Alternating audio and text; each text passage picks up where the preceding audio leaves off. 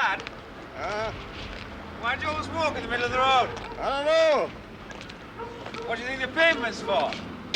Dogs to hook on from the looks of things. You always walk in the road. So do all the lads around here. But why? Independence, is it? Aye, happen.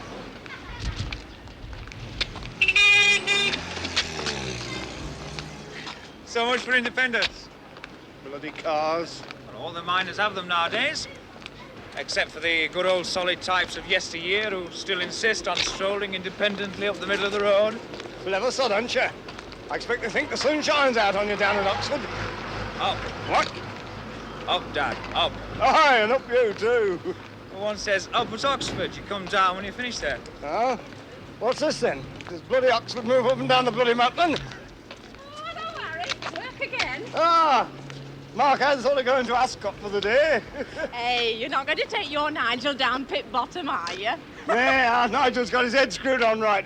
He doesn't have to go scrabbling down there to earn a penny or two. Well, I wouldn't mind going down for a look. It's a bit sweeter up in the fresh air, isn't it, Harry? Yeah. You know, I can't abide the clock turn. Cooped up down there,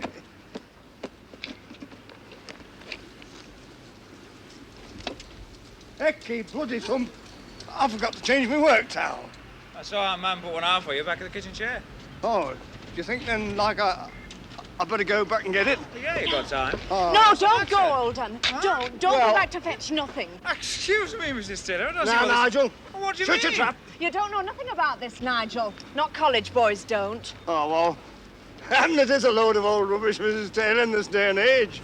And Nigel will think I'm some sort of a caveman. Remember Jim Thomas? What about Jim Thomas, Harry? Well, that don't prove nothing. Ain't he the bloke who got killed at Dad's pit just before Christmas? Crushed by a great stone, love. Flattened like a bloody black beetle. I were, flat as a pancake. And the bread still in his mouth, they said. Ask Mrs. Thomas. He forgot something, Harry, and he went back for it. Aye. Ask We know, Mrs. we Thomas. know. He did, Harry. The old men round here, they always said it. Never go back for something once you've started for work. I thought that superstition had died out years ago. I expect you did, Nigel Barton. But there's more things in heaven and earth than meets the eye. And they don't all come out of books. Oh, well, it's all right, see? I got the towel after all. Oh, there, a lot of fuss about nout. But I always say you can't be too careful about pit work. Now, you're quite right there, Mrs. Taylor. Well, come on now, Nigel. I don't want to miss the cage. Ta-ra, then. Ta-ra. Better get home before it starts raining. I can feel it coming in me bones. Daft old cow. Make your blood run good. Yeah, so I see. Meaning? You haven't got that towel, have you?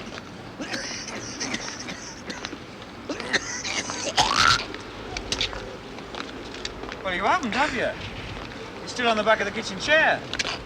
Sneaky young bastard. Oh, look, hold on. Oh, get back to sticking Oxford and learn some bloody respect. Oxford, Oxford, Oxford, Oxford.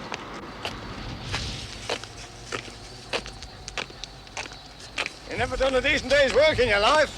Oh, just snotty nose that eye in the air. Your back of your big head bumps on the bloody ground. Charming. Dad. Oh, get out from me. I'll stick a sight and sound on you. Dad! Oh, mock, nothing but bloody mock.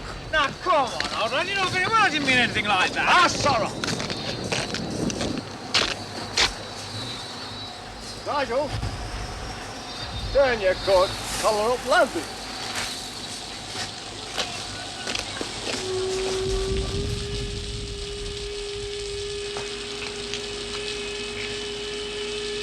There was the grace of God, and 11 plus.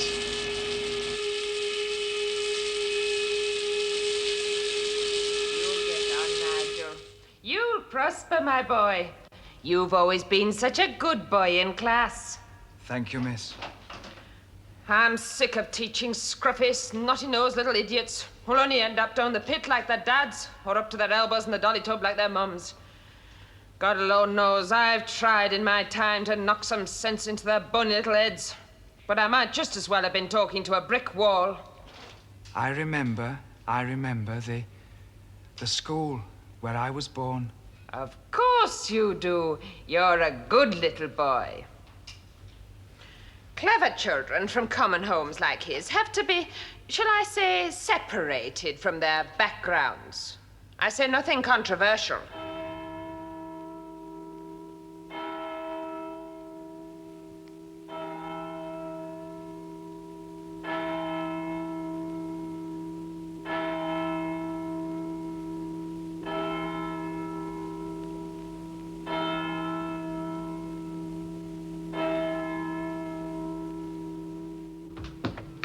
Morning, sir.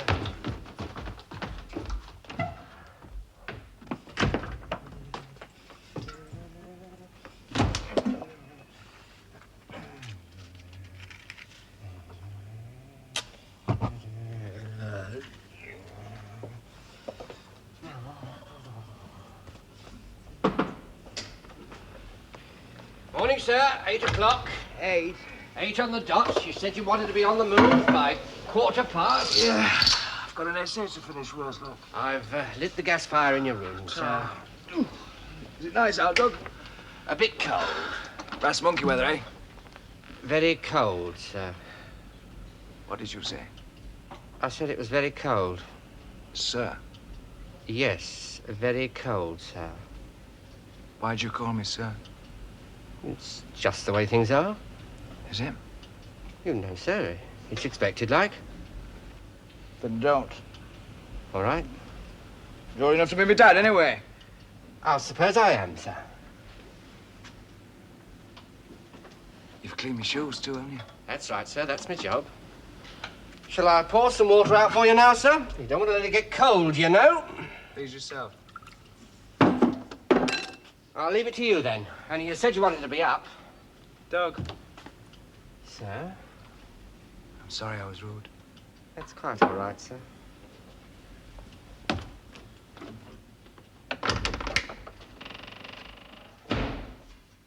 Creep. I heard a bloke on the train say that Oxford would be all right if it wasn't for all the old buildings. Latin prayers, old mate. Dark gowns, all silver, clanging bells.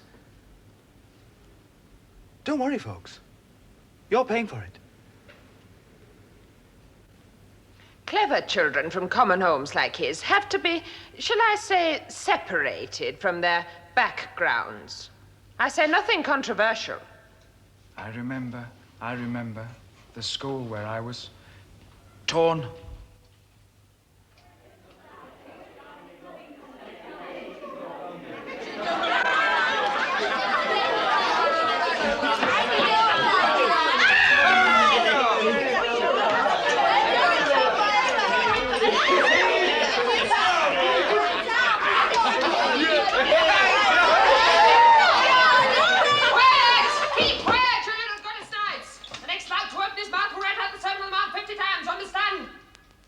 Understand? Yes. Good.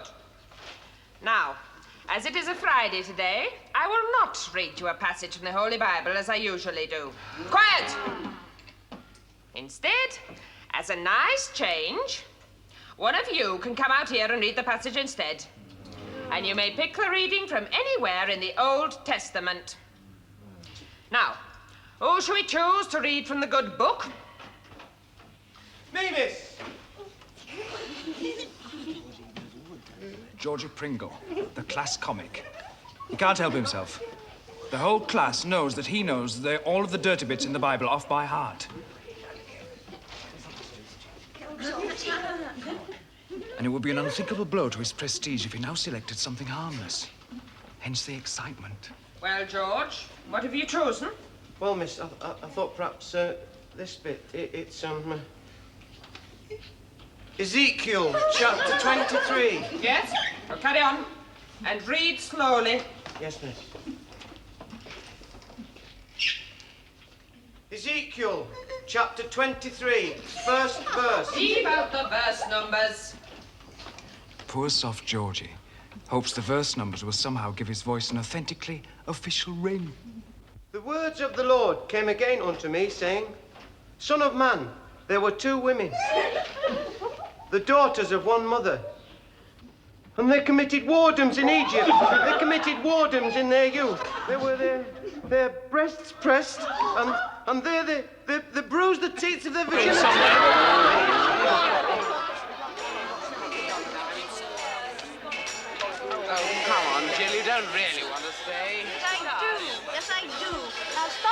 selfish. Chat is also bloody frustrating. And anyway, Adrian's parties are all full of bores.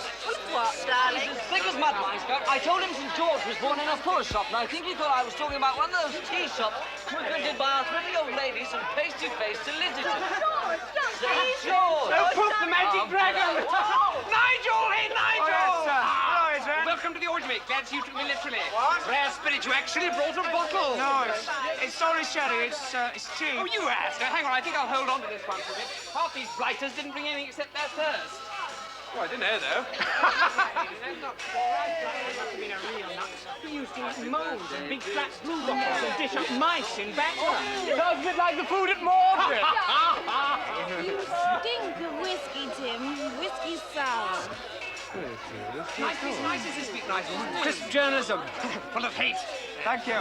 You did right, of course. This anti-immigration storm is the nastiest thing since the Hey, Bachelors. hey, isn't that Jill Blakeney over there? Oh, her. Daughter of the judge. Her biggest horse since Messalina. But nice. Very nice. I wouldn't say no. Do you know Jill? No. Well, sort of. You know, she's in and out of the ISIS office with weird articles about witchcraft and warlocks. That's her 51 acres of graveyard in Oxford. Now think of that. The whole place is edged around with corpses.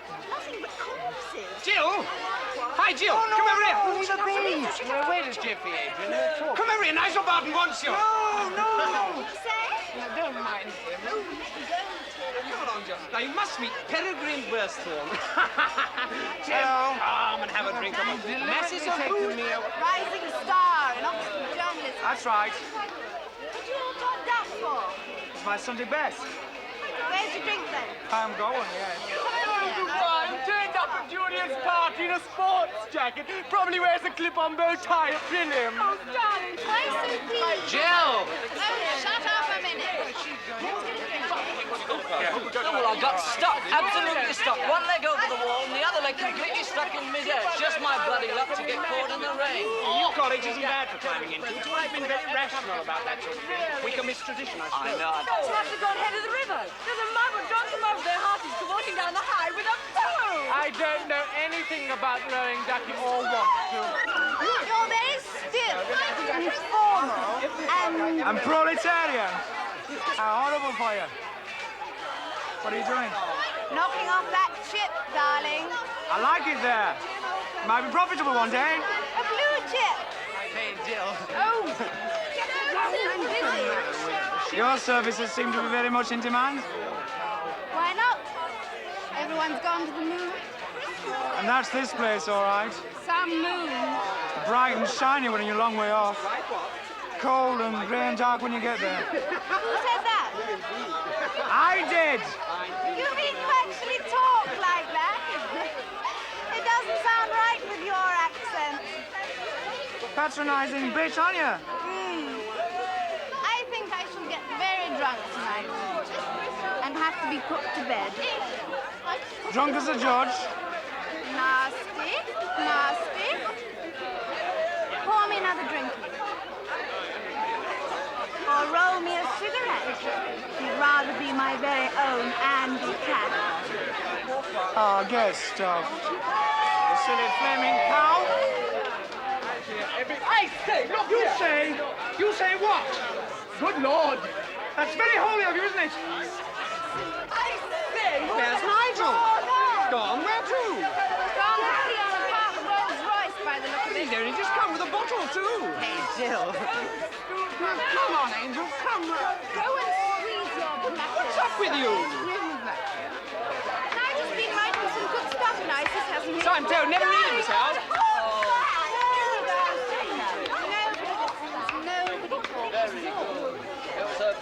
Where did he go? And she thought I was going to rape him. You have to be very careful with these sons of the workers. They like their women to be very prim and proper, or on their backs with their mouths shut.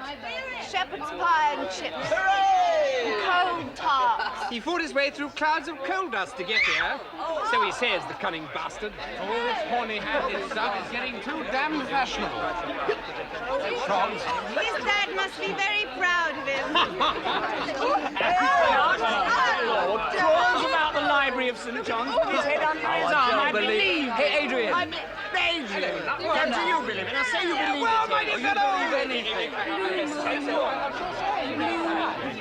Hooray! Never in all my born days have I had anything like it. Pringle is a young savage with the manners of a monkey. And I hope that at this very moment that master is breaking the cane on that wicked boy's backside. Yes. And you'll all of you rue the day you ever dared snigger at such a filthy, rotten, horrible blasphemy. Do you hear me? Yes. You will not get a story this afternoon, nor any other Friday afternoon until you learn to show more respect to me and to the good book. Understand? Yes. Right then. Now we'll have somebody out front I can trust. A good boy who can read a nice, clean, respectable bit from the Holy Bible.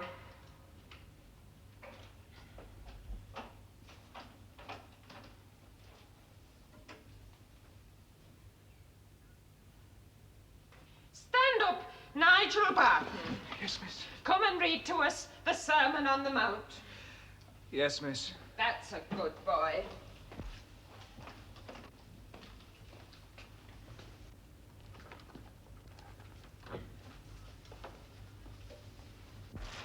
And he opened his mouth and taught them, saying, Blessed are the poor in spirit, for theirs is the kingdom of heaven.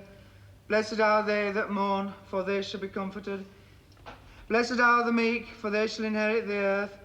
Blessed are they which do hunger and thirst after righteousness, for they shall be filled.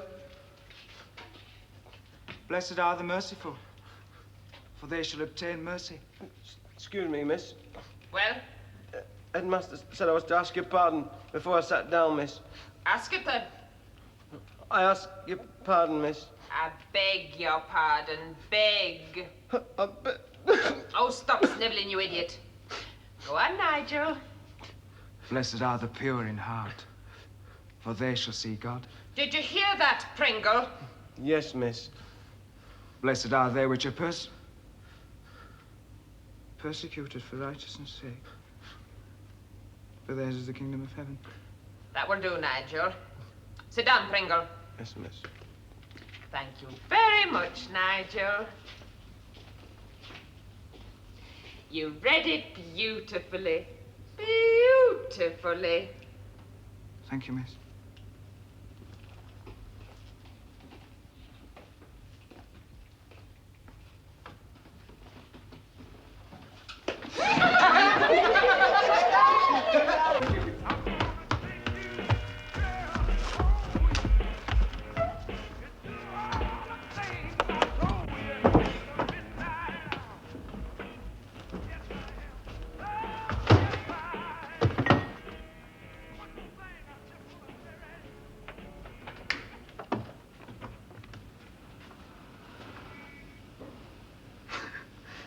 Talk about Ramsay Mack. You too can look like a superannuated wine waiter.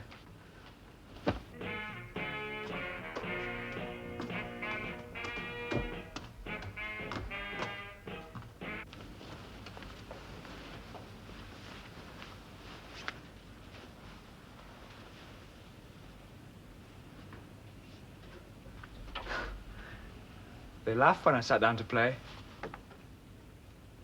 Hello, Nigel. Jill Blakeney. Surprise? Slumming again, I suppose? I wouldn't say that. That's not exactly a cloth cap you're wearing, is it? Oh, it's me rig for the union tomorrow. I'm speaking second against the motion. Hooray. They laughed when I sat down to play. What? Nothing. The union. What? The union. Well, what about it? Hordes of pompous, pimply-faced school kids yapping away like suburban Pekingese. It's got the best lavatories in Oxford. Okay. Okay. I know the union's a fraud. Then why bother? Why bother? That's your standard question, isn't it? Why bother? Why get involved? Why get angry or worked up or anything? That's right. Sort of get the right perspective on this place when your tutor's in the Eamon Andrews show.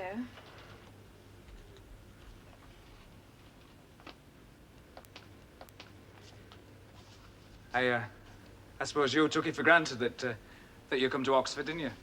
More or less. Your father was here, wasn't he? And my 2 brothers. Hicks in starched collars, both of them. Right? Well, I never took it for granted, did I? So? So I worked to get here, didn't I? A slave to get here. And the day I heard I got in, I went into the backyard and I spilled my ring. You mustn't be so earnest about everything. Why the hell not? Because. Look, let me tell you something. The importance of being earnest. Chatter, chatter, chatter, chatter. That's all some of us have been trained to do. I sometimes feel as though I could...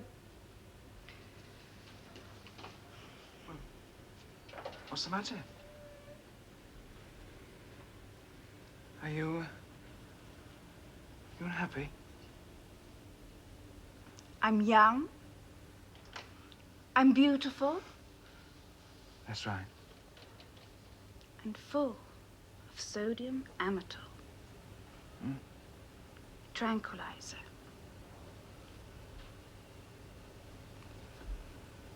This place. Oh, this place is utterly artificial and pretentious. And I worked hard to get here. Bells across the meadow. Oh, it's all cock. All of it. Then why the union bit, Mr. Gladstone? Well, because I want to. I want to succeed. Listen. Yes. No, listen. The days of the kowtowing little runt of a scholarship boy, you know, they're over. They're finished. How green is my valley? How green is my... Tongue? Well, take the union then. I've never heard such drivel. I'm only just realizing it's not brains that separates the middle classes from yobs like me. It's just privet edges. And as for all those chinless upper-class nits in British warms hanging about outside Trinity... Shall we make love? Don't make fun of me, Jill. Don't be a bitch. Of course not.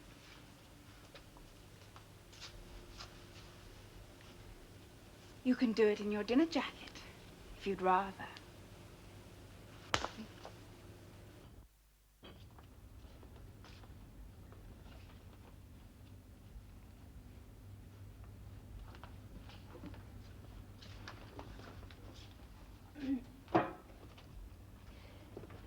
Nigel's been speaking at the Oxford Union, Harry.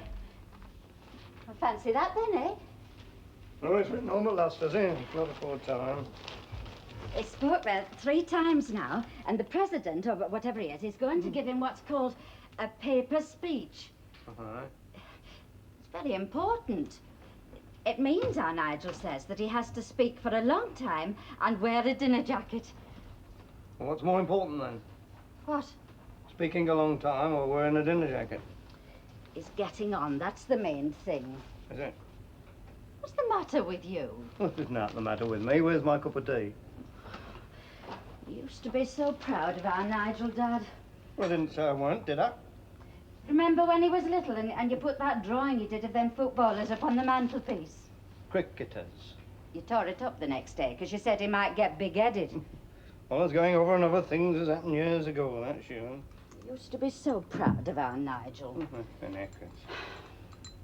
Now, I mean, just one look at you and him together's enough.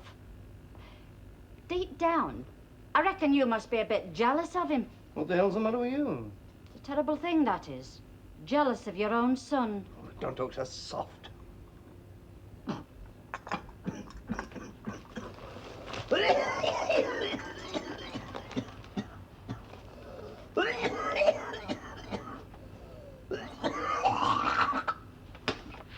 Harry, I've just cleaned that there grate.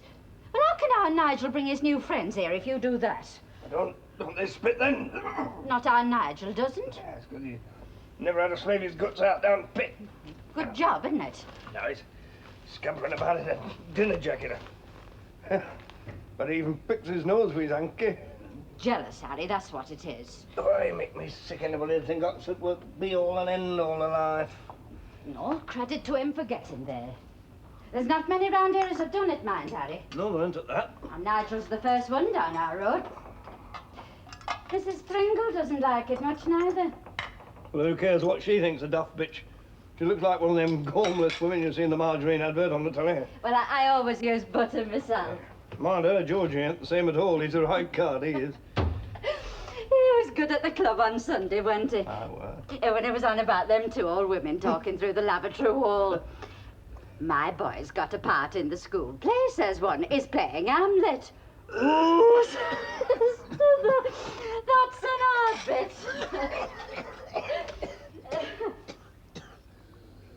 George, you know, you're in the same class as our Nigel at the infant school. Oh, I know that.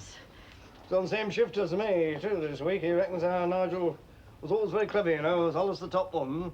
Always has been. And Nigel's got it up top, all right. Don't you worry about that. I was always top of the school, you know, for drawing. I sometimes wonder where he got it from. Gaffer Brown, headmaster of Star Road, you know, he hauled me out in front of the whole school once to show him a drawing as I'd done of Apple.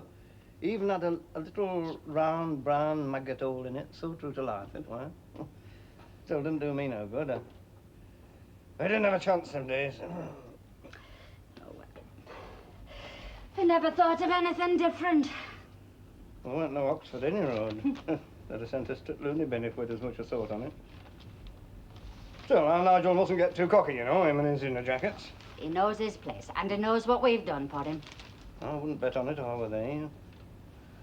No, Bevan, you know, he always refused to wear a dinner jacket. Even at the coronation. Bit rude, I thought. Rude? That lot want a bomb putting under them. Never done a decent day's work in their lives. I know what I like to do with that poor stickeries or whatever he calls it. I think that Charles is ever so like his dad. The way he walks with his hands behind his back. In case anybody kicks him up the jack. Don't talk like that all the time, Harry. That's just the sort of thing that could put off our Nigel's new friends from ever coming here. What new friends? They won't come here. You be so sure. Oh, in the dinner jackets, I suppose. Well, I know not about the Oxford Union, lass, but I do know something about the Miners' Union. What's that got to do with it? Rule number one, you never get on unless you're clambering over the bent backs of your mates. Our Nigel's one of us, and he always will be. Ah. Yes, he will. Sure, He's not... will you? I want to watch this race.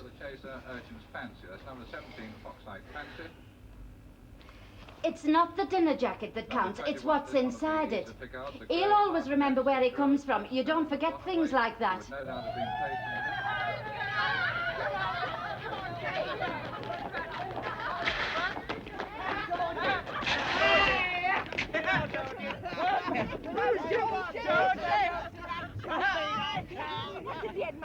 Did you on? How many times? Here, did he make you cry, Georgie? Oh, cry? No, he wouldn't touch me. My old man would wring his ruddy neck for him. Anyway, the headmaster don't like us. But what did he say, Georgie? Tell us what he said. Well, as I was leaving the room, after we'd had a few words, he put his arm round my shoulder. And a cane on your bum. He put his arm round my shoulder and he said, George, my boy, I don't want you to worry. Don't worry. She's only jealous because she ain't got nothing up there to say. I believe you, Georgie. Thousands wouldn't. Hey, what about teacher's pet then? Nigel Barton. Nigel Barton. Teacher's pet and you, eh? Always a lovely lad as our Nigel. The meek will inherit the earth, won't they, Nigel? Oh, you think you're too good for us lot, don't you? Well, you're not. And Bertie's going to teach you a little lesson, isn't he? Oh, Bert. Come here, Nigel! Come here when I tell you! I won't tell you again. What do you want?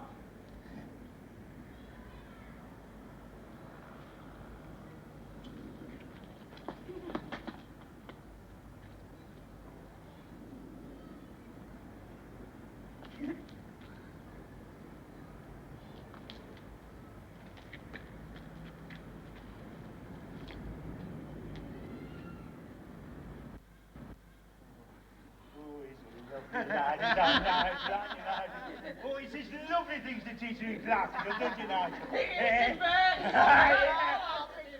Nigel!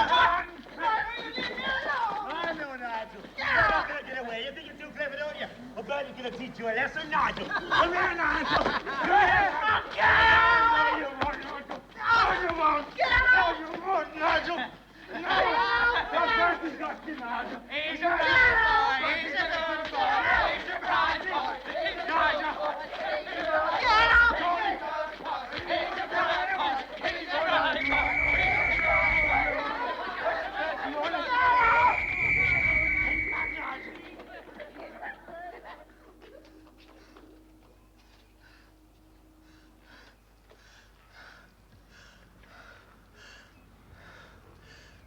You dirty, rotten, horrible lot. Bastards!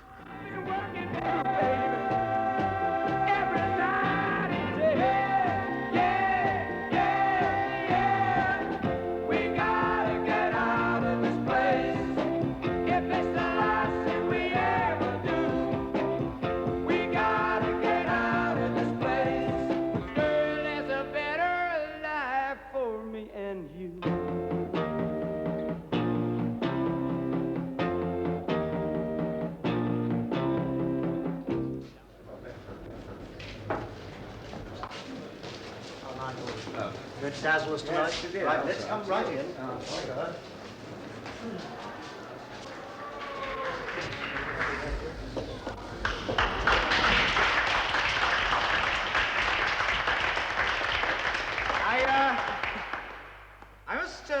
I must confess that I feel a bit of a phony, Mr. President, sir. A bit of a phony standing up here in the hired garb of my masters. But I was at least confident to find out that the vaunted presidential dinner consisted merely of tripe and onions. The honourable member from New College is being hypocritical as usual. He enjoyed a meal of Aylesbury duckling whilst boring us all with his inopportune comments on Oxfam. Well, you say it was Aylesbury duck, Mr. President. Well, perhaps it was. But by God, it tasted like tripe. On a point of information, Mr. President, perhaps Mr. Barton's palate is as primitive as his politics. But hardly as primitive as your wit, sir.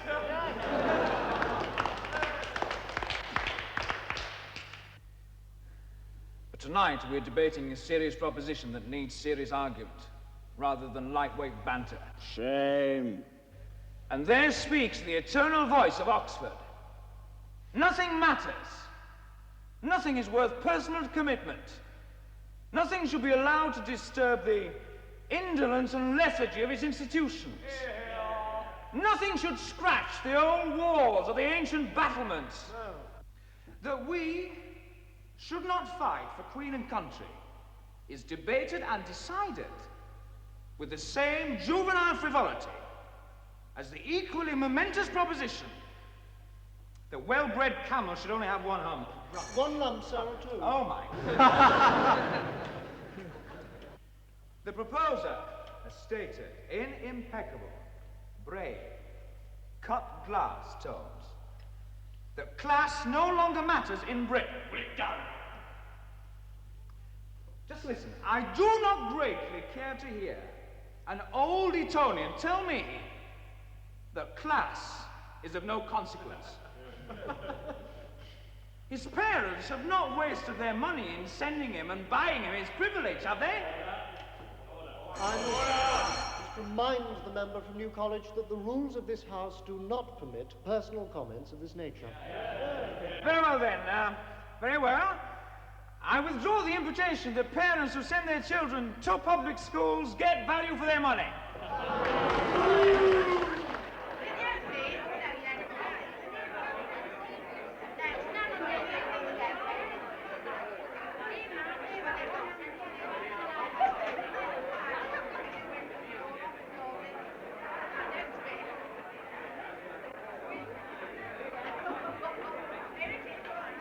Ladies and gentlemen, top line's gone for £1, bottom line's gone for 15 shillings. It's £5 now for a full house. And eyes down. On its own, number 4. All right, number 11, legs 11. Halfway there, 45. All the sixes. Clickety-click. Number 10, Old Wilson's Den. What's she worth it? 2 and 6. That was Dick Turner wanted to Harry, the one at last house. I spotted Dick himself. Hey, maybe a bar cake or soup at last, eh? That'll be the day, lad. Hey. All correct, ladies and gentlemen. The last house gone for £5. The jackpot was not won, and next Saturday it will stand at 75. £75. Well done. Well, they're coming handy, will it, mate? No, and go sober breath all week. Your Nigel's home again, isn't he? Yeah. 6 weeks this time, I think. Long holiday anyway. No, I thought I saw him waiting for a bus. Didn't speak to me, though. I don't suppose it's all you, Bill. Daydreaming most like, just like our Nigel. All right, ladies and gentlemen. All right, Mr. Green will begin with In the Monastery Garden, and then we can have some tea stuff here, ladies and gentlemen. You know, they do say around here that when a young fellow goes on to Oxford and that, he's liable to trip over something. His nose being so high in the air like jealousy, I suppose. Ah, jealousy. Well, I like to hear anybody saying that about our Nigel. That's not that way out, you know, Bill, not a bit on it. How's he getting on down at Oxford then? Up. Huh? Up, lad, up. They say up at Oxford, old lad. They only say down when they're leaving there. Oh, aye. Oh, it's a funny place by all accounts. Full of old buildings. Still, I suppose your Nigel will give a good account of himself. He's a bloke like that, you know. Knows what's what, you know. Are you going to have another one, though? And now, ladies and gentlemen, we have a special request for a song you all know from our one and only Arthur Baker. Arthur, up you come. Come on, lad. Give him a big hand. Here he comes. Here he is. Come on, lad. Mind the steps. Here he is. Our own Frank Sinatra. Come on, lad. What's it going to be? I'll take you home again, Kathleen. As if we didn't know. All right.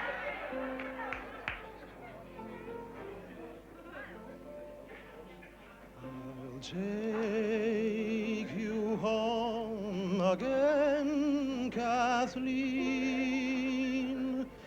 across the ocean wild and wide, to where your heart has ever been, since first you was my blushing bride. The rose. All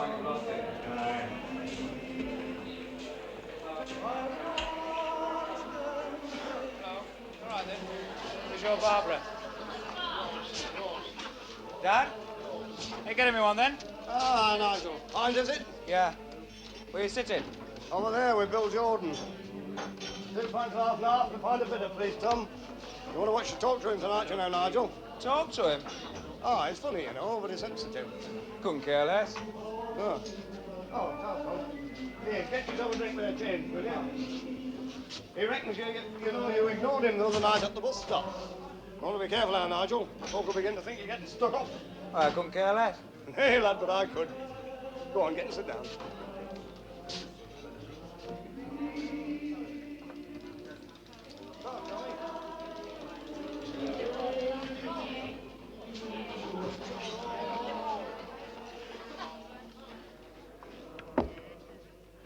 Evening, Mr. Jordan. Oh, Nigel. Cheers, Harry. Nigel got these, Bill. Cheers, Nigel. Cheers, lad. Good luck to you. How are you getting on down at Oxford, then? All right, thank you, Mr. Jordan. You keeping well? Oh, middling, boy, middling. Well, I must say I'd like 6 or 7 weeks holiday. How about you, Harry? It'd be very nice, Bill. Could be very handy. But we can't expect it, I suppose. We ain't got it topped up here, have we, Nigel, eh? What do you want me to say, Mr. Jordan? Oh, nothing, boy, nothing. I was only saying to your dad a little while ago. As though I do like to see a lad getting along in the world. Especially when he remembers where he were bred and born, like. Thank you, Mr. Jordan. Shan't forget that. No, didn't think you would, boy. Didn't think you would. Spotty Dick Turner walked up at Lost House tonight, Nigel. Good for him. Perhaps he'll be able to afford to buy himself a tablet of soap at last. That's what our Billy has said. You know, when you're working underground all the time, it ain't all that easy to keep a nice, clean, shining face all the time, you know. Why don't you stop niggling, Mr. Jordan? That's all you've done since I've sat down. Ah, give it a rest, Bill, give it a rest. Oh, pardon me for talking, I'm sure. You're getting very sensitive all of a sudden, aren't you, Nigel? Do you know when your leg's been pulled? No one who's been brought up in a working class culture can ever altogether escape or wish to escape the almost suffocating warmth and friendliness of that culture. But, and this is what I mean by the personal element, as soon as you cross the frontiers between one class and another, you feel, I feel, as though you're negotiating a minefield. Even one's own parents feel that you are judging them, scorning them even. And believe me, I know what I'm talking about. The honourable member may feel he knows what he's talking about. I wish we enjoyed the same privilege. No, straight up, that is, really, straight up. Hey, a woman walks into a garage, pulls into a garage, says to the bloke, "Can a BP, please?" "I don't know, madam," he says, "I've never seen one." It's as good as you'll ever get her up to the Stories to union. come out of me. Better, Dad. Yes, I know. It's great. What's that, sir?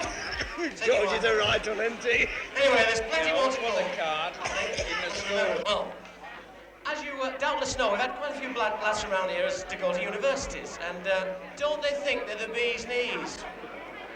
This should be good, Nigel. We had one up our way the other day. Said he was doing some research. Research? If you ask me, he couldn't tell his pen from his pencil. Any road. He got lost in the fog, you see. When he comes upon this tiny little house. "Aha," he says, making sure his plumstone was firmly fixed in his chops. "Aha! This must be one of those tiny little miners' dwellings I hear so much about." Well, he can just make out this tiny little door, you see, looming through the fog and the coal dust. So he knocks. There's no answer. So he knocks again. Being an educated and intelligent man, you see. Well, little boy pops his head round the corner of the door, just through this crack, you see. "Just a crack, madam. That's all. It was just a crack. Thought the margin's gone." Hello, sonny," he said. "Is your daddy in?" He said, "Well, he wasn't here a bit ago, but he went out when our mum came in." "Is your Uncle Freddie in there?" He said he was in here a minute ago, getting quite fed up by now, you know. He said, "But he went out when I came in." So, what sort of a house is this, then? Very sarcastic like. These miners. This ain't our house. Our house is up the garden. This is the house.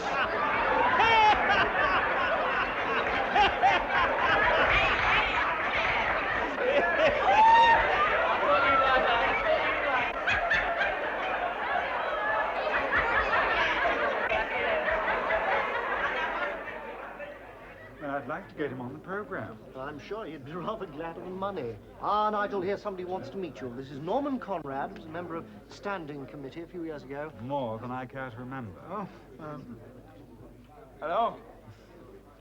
Are you going to tell me then the union isn't what it was? Well, I thought that the undergraduates are certainly much younger than they were. Ah, but we're frightfully mature, aren't we, Leo Frank? I thought that you spoke very well indeed and had some rather fascinating things to say. Oh, thank you.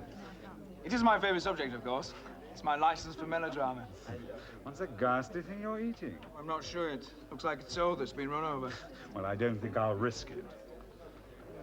Oh, Lord, the union isn't what it was. Ah, there you are, you see? Look, why don't you come back to my hotel for a bite and a few drinks? Well, I'd like to discuss something that I think may interest you. I'm doing a teleprogram about class in Britain in about a month's time. On the BBC, of course. Oh? With a smug face, summing it all up with a bromide about our peaceful social revolution? Probably. Still, that wouldn't be your role, would it? Oh, you mean you might want me on this program? Yes. I think you'd find it an interesting experience at any rate.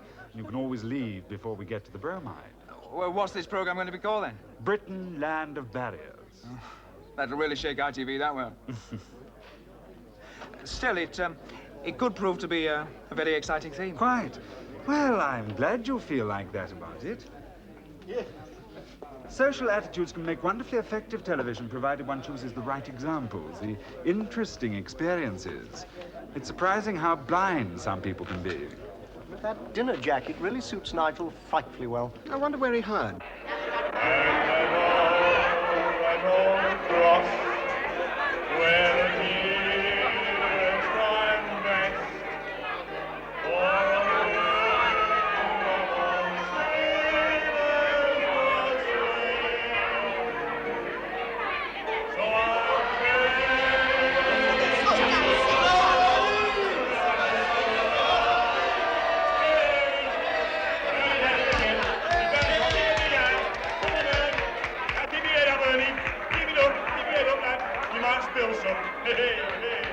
You're going to give us a number, aren't you? Aye. And we all know what it is, don't we? Aye. I bet I can guess what it is, can't I? Aye. 16 tons, isn't it? Aye. You get 16 tons, and what do you get? Another day older and deeper in debt. St. Peter, don't call me, 'cause I can't go. I owe my soul to the company store. Come on, John, I think we've had enough. Nay, lad, mate, sit down. I'm just beginning to enjoy myself. This place is giving me a headache. What's the matter, Nigel? Ain't it good enough for you now, then? N.J. Barton, New College, singing the old rugged cross in the King's Arms when inebriated. And refusing to leave the premises upon the request of the landlord and a senior member of the university who happened to be present. And giving a false name.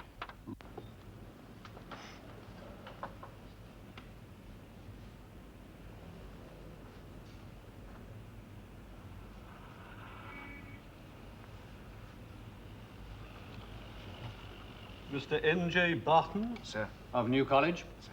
De moribus conformandis. Sir. Did you, Mr. Barton, on the evening of Tuesday, January the 23rd, sing the old rugged cross in the lounge bar of the King's Arms in the city? Yes, sir. And Rock of Ages, sir. Are you reading theology? No, sir. PPE. Are you a Christian, sir? No, sir. Just an atheist who's fond of hymn tunes. I beg your pardon? Well, why should God have all the best tunes? You refuse to stop singing upon the landlord's request. You refuse to leave upon the landlord's request. Were you drunk? A little the worse for wear, sir. And what is far more serious, unpardonable in fact, is you gave a false name to the proctor's office. Yes, sir, I'm sorry, sir. We act upon the assumption that those in statu pupillari at this university are gentlemen. Really, sir? It is highly objectionable to attempt to mislead the proctors. You're fined £10 and cautioned as to your future conduct. What? £1 for singing the old rugged cross in the King's Arms. We'll ignore Rock of Ages. And £9 for giving a false name to the proctorial office.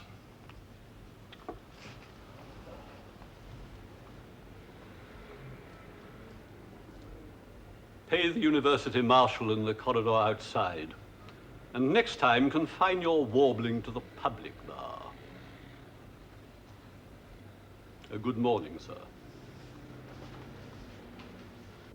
Oh, I've done it now. I've really gone and done it now. I shall copy good and proper. God knows what our man will say. Oh, my God. Oh, our Father, which art in heaven, hallowed be thy name. Thy kingdom come.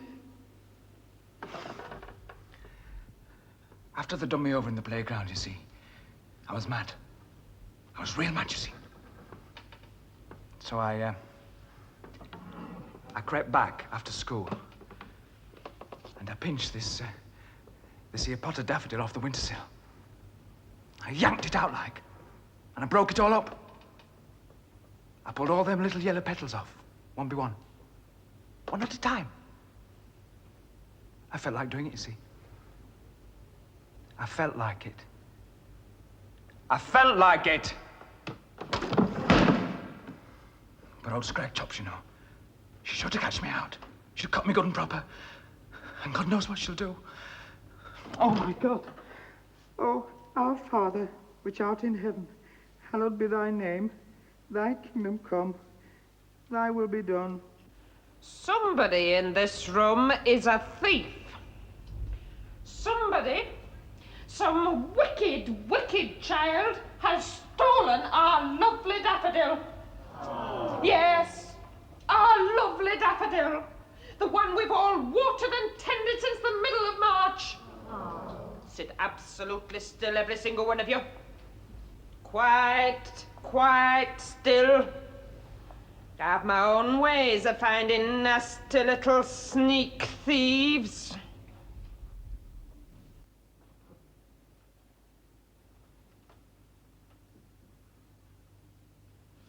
Stand up, Nigel Barton. Well, Nigel, do you know anything about this?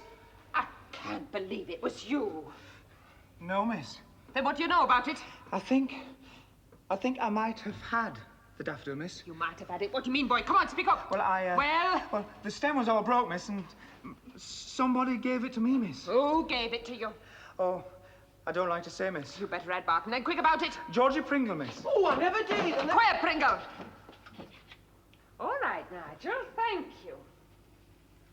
And where did Pringle give you this broken flower? By the bus stop, miss. The stem was all broke. I thought I'd try to mend it, miss. Oh, you liar, rotten liar. You better be quiet, Pringle. Does anyone else know anything about this? Anyone see Pringle with the flower? Did anyone see him come back into the school last night? I saw him come back into the school, miss. No, miss, no. Quiet, Pringle. Did you see him come out again? No. Somebody must have seen him come out again. What about you, Bert? Or are you mixed up in this too? Who, me, miss? No, not me, miss. Well, was he with you? Did you see him come out? Yes, miss. I mean, he wasn't with me, miss. I did see him come out, miss. And he had the daffodil in his hand, didn't he? Didn't he? Yes, miss. No, Bert, no. In his left hand, miss. I saw him too, miss. I did too, miss. Where did you see him? By the bread shop, miss. And he had the flower, miss, and the stem were all broke, just like Nigel says. Come out to the front, Georgie Pringle. It's true. Come out to the front. All right, Nigel. You can sit down now. Thank you for being so truthful. Thank you, miss. You mustn't have a conscience about these things. The kind of knobs who've always been in power knew very well what life was about and how to fix it. The bastards. But they've opened the door and let you in. Say that again. They've opened the door and let you in. So that's why I'm like I am. Only with you it hurts. Hurts. Yes, it hurts. Like flaming bloody hell, it hurts.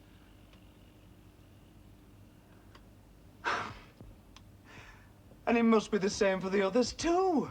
The others? The others, Jill.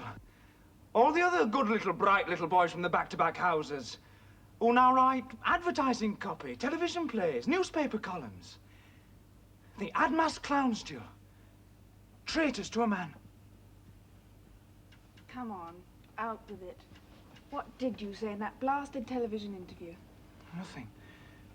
Well, nothing that wasn't true. What did you say? Well, the class was only debatable in personal terms and could only be felt as something solid and immovable by those who were, either by accident or examination, dragged up the mountain, dragged out of their old backgrounds, their old loyalties, their old assumptions. Yes. Well, there's nothing wrong with that, is there? No. No.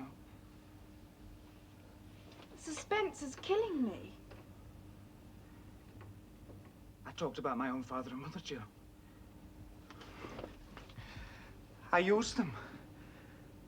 I damn well bloody used them.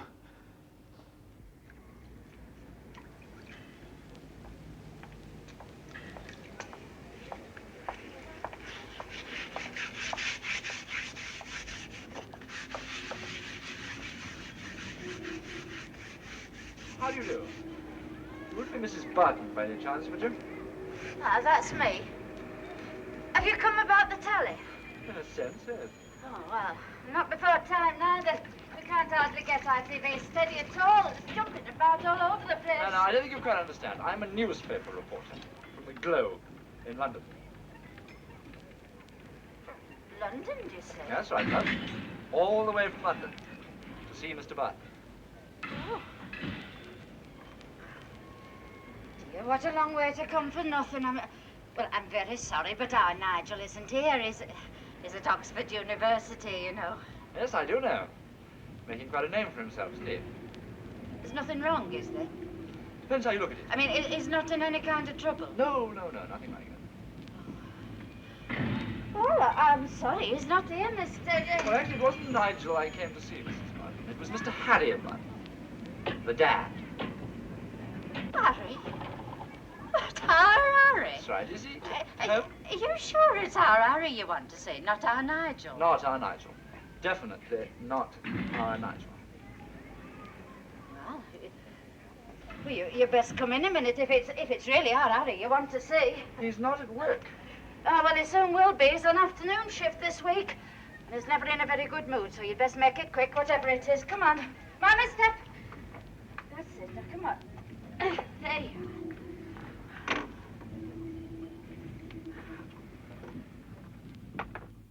Harry? Harry? Is somebody come to see you from London? Me. Come. That's it. That's right, Mr. Barton. You and you only, from the Globe. Newspaper? Some people call it that. We've got a very good racing column, I believe. What do you want, then? May I... Help yourself. Have you got time for a cup of tea? Oh, Mrs. Barton, there's nothing I'd like more. What brings you all the way up here, then? Your son, Nigel. Mr. Nigel Barton. I thought you said it was Harry you wanted to see. That's right, it is Harry I want to see, and it's your Nigel I want to talk about. Oh, what's he done, then? Not trouble, is it? What's he done? He's given an interview to the television. That's what he's done. What on, Nigel? On the telly? Oh, we haven't seen it, definitely. No. No, you wouldn't have yet. It's not being shown for a month or so. It's a big documentary, actually, about class. He talks about it very profoundly. Class. That's right, Mr. Barton. Class, old chap. Class. What does our Nigel know about that? I'm surprised he hasn't told you about it. We didn't say he hadn't. No, so you didn't. What have you come to see us for, then? Has it ever occurred to you that your son, Nigel, is ashamed of you at all? Ashamed? Yes. You see, we managed to get hold of a copy of this script. And it occurred to us it might be rather interesting if you and your wife would like to comment on some of the things your son has said. Get out. I beg your pardon? Out, I said, get out. Well, listen to what I have to say, Mr. Barton, Out, please. Mr. Troublemaker. I don't. No. I'll give you no, if you don't get your backside out of here. Now, come on, get yourself back to London before I fetch you one. I got a decent day's work to do, I have. I'm on my way, Cassius. Goodbye, then. Goodbye, nothing. I take it you stand by your You can son. take your hook out of here, that's what you can do.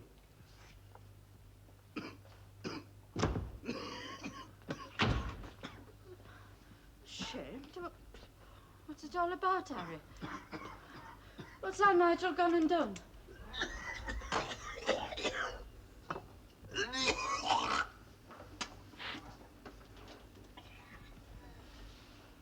He's got all the wrong end of stickers, John. Newspapers is always the same. You never can believe a word you read. What's our Nigel been and said? Well, I don't know, do I? I've always kept the place clean enough. You could eat off the floor here any day of the week. Shouldn't worry about it, lass. You got me a clean towel? But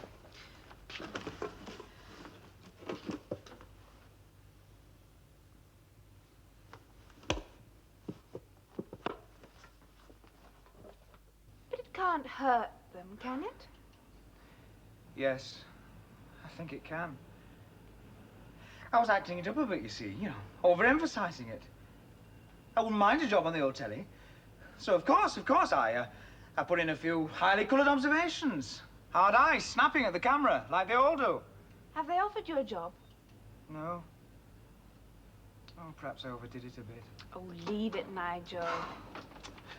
But on the other hand, perhaps I wasn't dramatic and soul-searching enough. Nigel. I'm sorry! I'm sorry! I can't uncoil, I can't wind down. I wish I had some little metal balls to click in my hand. Restless. I'm restless all the bloody time, Jill. Calm yourself down.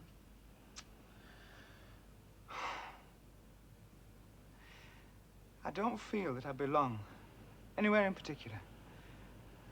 I despise this place, and yet I feel I'm no longer equipped to remember where I came from. I despise politics, and yet I want things to change.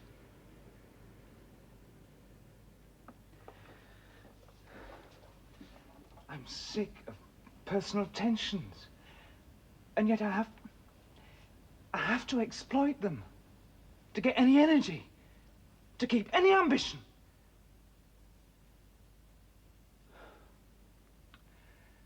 Am I boring you? Yes.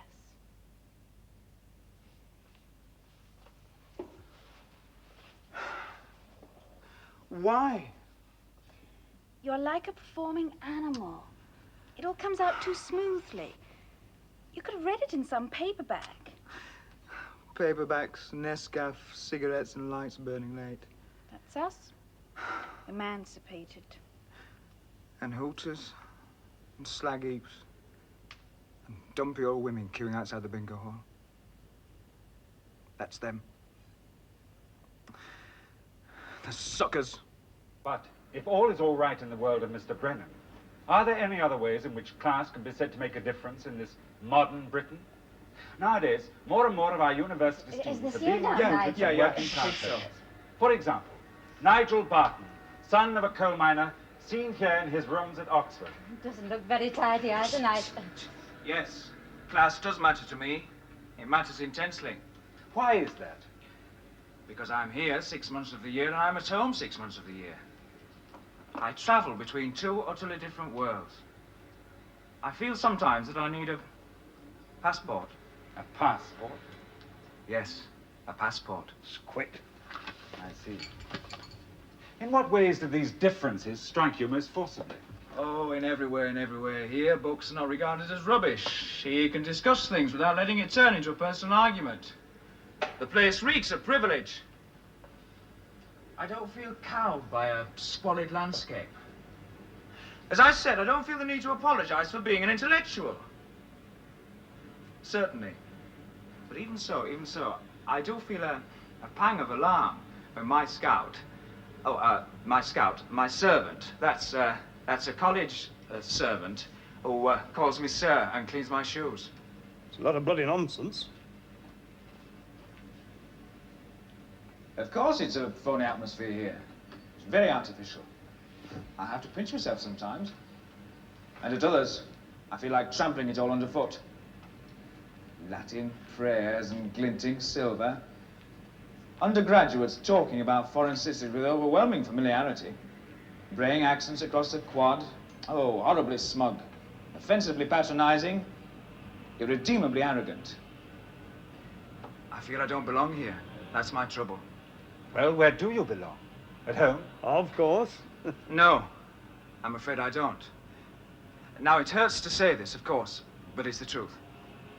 Back at home, in the village, in the working men's club, with people I went to school with, well, I'm so much on the defensive, you see. They suspect me of making qualitative judgments about their environment, you understand, but it's not my wish to do so.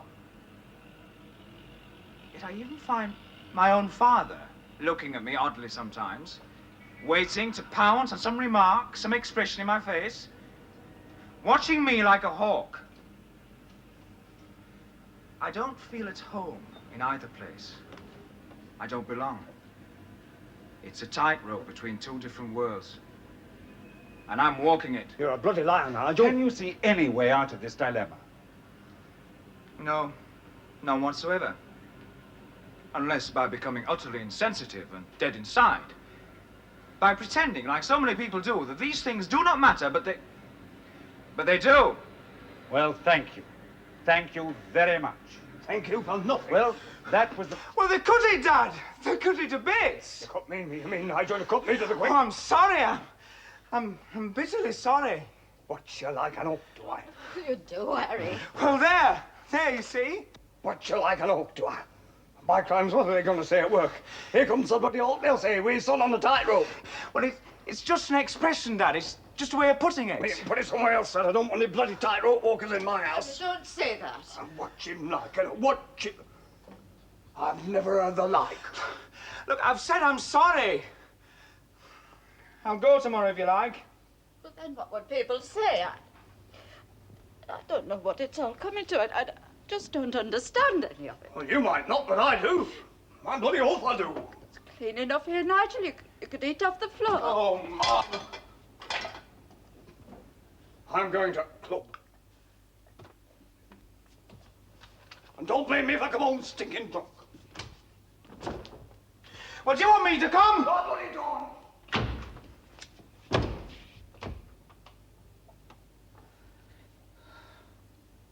We haven't watched it, Nigel. There's no hiding place, no. I like that, too. Do you like no hiding place, huh, Nigel? Yes, I like it very much.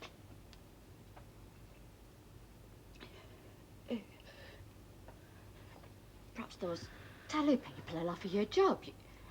You came over very well, considering. Yeah. Perhaps they will. That'd please your dad no end. I'll bet. It would, Nigel. When you were a little lad, he vowed that you'd never have to go down the pit. He's got to get away from this place, he used to say. He's got to get away. And I bloody did, didn't I?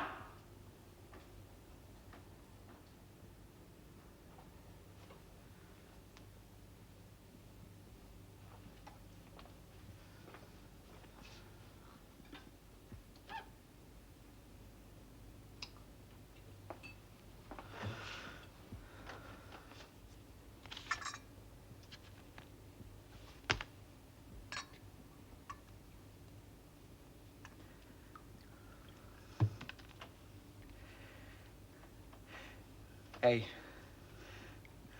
I think I'll just go to the club. You know, and have a drink and try and make it up with him. If you'll let me. Make sure he doesn't get too much inside him. He's in and out of bed like a jackrabbit when he's full of beer. Yeah, I know. Well, I'll go then. Don't you worry about it, Nigel. I'm not worried. I'm not worried. Well, ta-ra. Yeah. Ta-ra.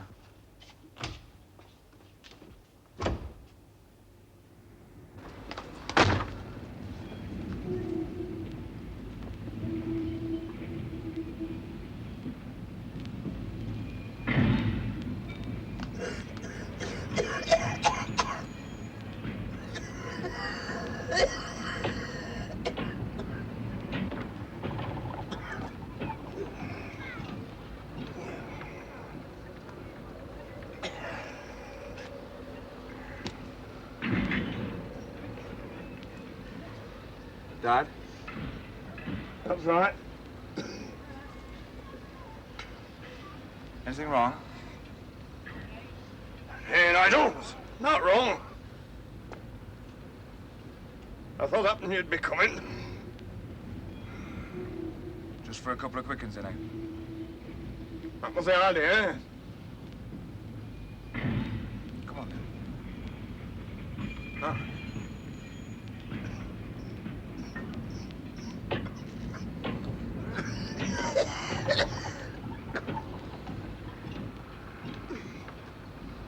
Nigel? Yes, Dad? I'm walking in the middle of the road, mind.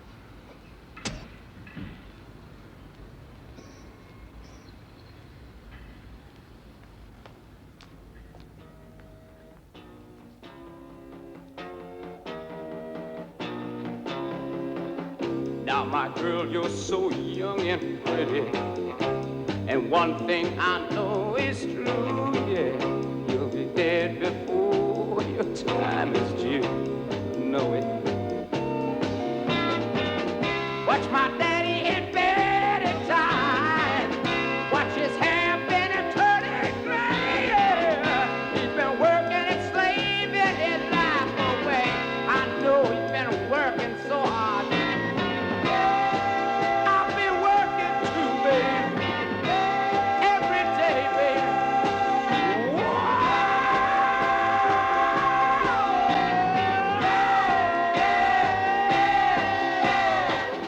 We gotta get out of this place. If it's the last thing we ever do, we gotta get out of this place. Girl, there's a better life for me and you. Somewhere, baby. Somehow I know it, baby. We gotta get out of this place. If it's the last thing we ever do, we gotta get out of this place. Girl, there's a better life for me and you. Believe me, baby. I know it, baby. You know it too, baby.